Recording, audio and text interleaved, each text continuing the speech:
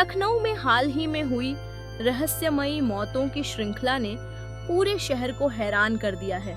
इन घटनाओं में एक अजीब प्रतीक, काली आंख, बार बार सामने आ रहा है, जिसने जांचकर्ताओं और आम लोगों के बीच कई सवाल खड़े कर दिए हैं। पत्रकार रिया मेहता ने इस रहस्य की तह तक जाने का फैसला किया है। न्यूज रूम का माहौल तनावपूर्ण और जिज्ञासु है, जहां हर कोई अगले सुराग का इंतजार कर रहा है। रिया अपने सहयोगियों के साथ सुरागों को जोड़ने की कोशिश कर रही है, ताकि इस प्रतीक के पीछे छिपे सच का पता लगाया जा सके।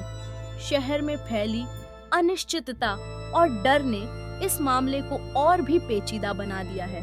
रिया को अस्पताल के रिकॉर्ड में एक परेशान करने वाला तथ्य मिलता है, जो डॉक्टर अरविंद से जुड़ा है और मौतों के पीछे किसी अलौकिक शक्ति का संकेत देता है।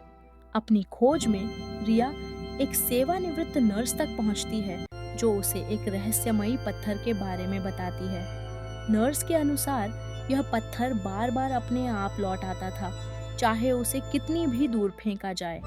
इस घटना ने अस्पताल के कर्मचारियों के बीच डर और बेचैनी फैला दी थी। नर्स की बातों से रिया को एहसास होता है कि इन मौतों के पीछे कोई साधारण वजह नहीं है।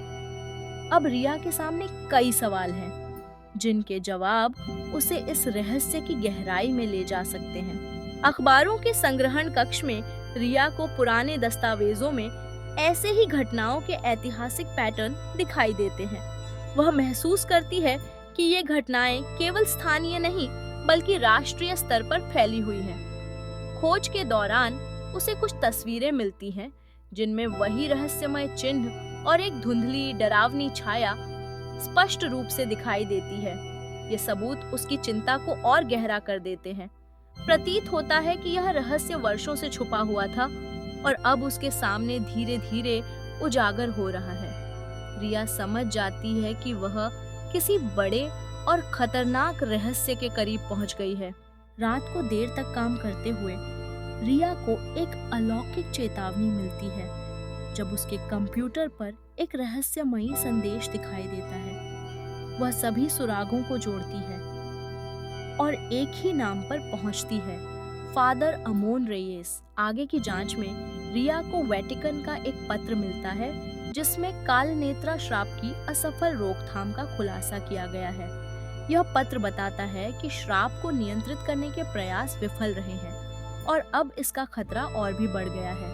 रिया समझ जाती है कि यह मामला साधारण नहीं है, बल्कि इसमें गहरे रहस्य और खतरे छुपे हैं। उसके सामने अब कई सवाल हैं, जिनके जवाब उसे आगे की खोज में तलाशने होंगे। शाप का प्रभाव तब स्पष्ट होता है जब रिया का प्रतिबिंब उसके नियंत्रण से बाहर हो जाता है, जिससे उसके भविष्य का संकेत मिलता है।